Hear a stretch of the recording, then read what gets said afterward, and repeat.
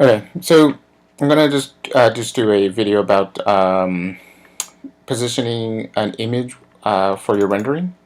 So I'm going to use these two files. There's a Rhino file and then this JPEG image. I'm going to use these because it's fairly easy and straightforward. I'm going to open up the Rhino file, select my light and this circle, and just hide it for now.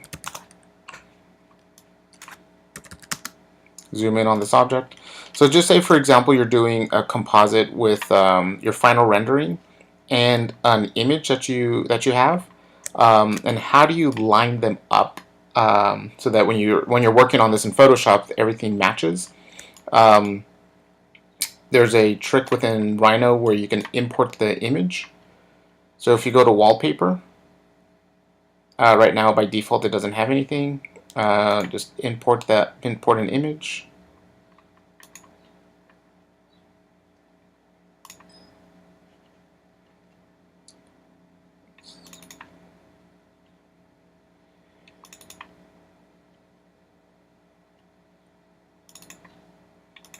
Select that grass lawn, open it,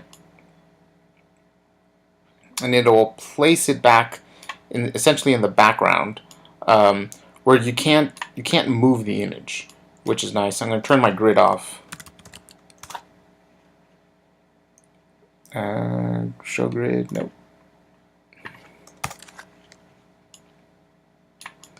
So essentially you could just have that image in the background, so you can place your whatever in this case it's some installation. In your case, it would be a building or whatever you have designed. Another way to match this up, if you go to Set View, there is this icon, Match Perspective Projection. And essentially what it needs is it needs 6 points on your digital model to match up to 6 points on the image. So essentially you click 6 points on your digital model, and then you click the 6 points on your image and it matches it up or as best as possible. If you're doing this manually, again, you could always just you're eyeballing it, the best placement of it, and the difficult thing is to get the perspective just right. But you could also adjust the perspective, the lens angle. By default, it's 50. The lower you go, so for example 30, it gives you more of a fisheye effect. So if you go down to 10, it really gives you a distorted, more of a like a fisheye distorted look.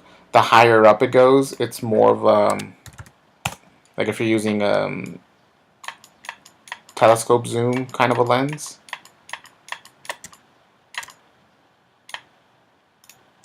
I'll keep this one at 35.